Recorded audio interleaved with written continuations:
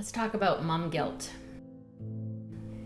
And I don't think that there's a mom around that doesn't have mom guilt. When we enter the conversation about mom guilt, it's really requires an understanding of what guilt or shame is, how they're different, and more the justifiable end versus the unjustifiable end of guilt.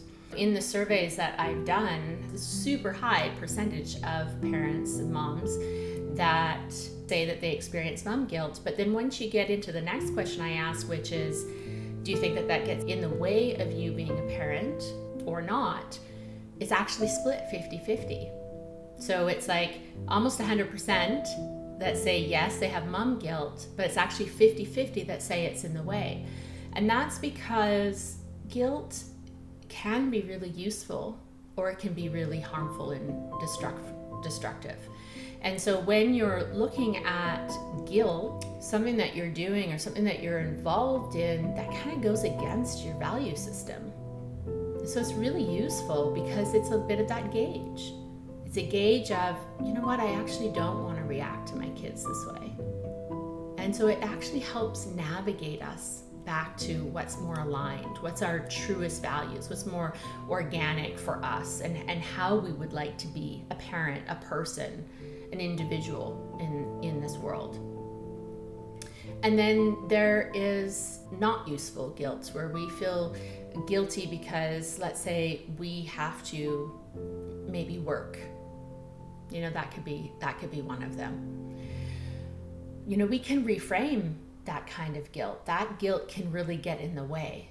So you can imagine being consumed by that kind of guilt. And so what it does is that it's so consuming, it's actually not allowing you to be present in the moment with your kids and really enjoying the time that you do have with them. I remember looking at my mom and clearly seeing the cycle of pain and guilt. I remember thinking if she could just forgive herself, we could move forward, because I love her. I just wanted her to be her, because underneath the pain and the guilt and the struggles that she was having with how she showed up as a mom, there was immense beauty. You know, children naturally love and forgive and let go.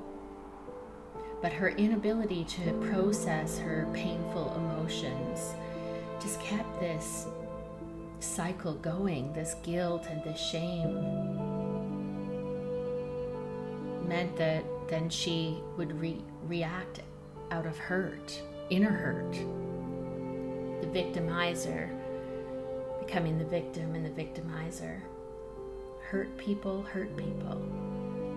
She was so much more than the pain and the guilt that she was experiencing.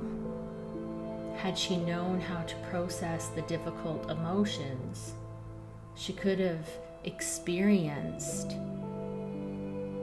our connection, her connection, and love, and the beauty and the vibrancy that she was as a woman and as a mom. And so, you know, we can use guilt to align, or it can use us and, you know, to be less present, to be more reactionary, to be unfulfilled and unhappy. And it's really a tool that we get to learn once we have a certain understanding, and we take that time to not only, you know, connect to the part of us that is bigger than the guilt, that just is present and finds joy in the moment and with our children, and to unravel that guilt a little bit, because there's probably, well, always, there's a gift in it. It's learning those two skills of how to really understand, to unravel the emotions that we have.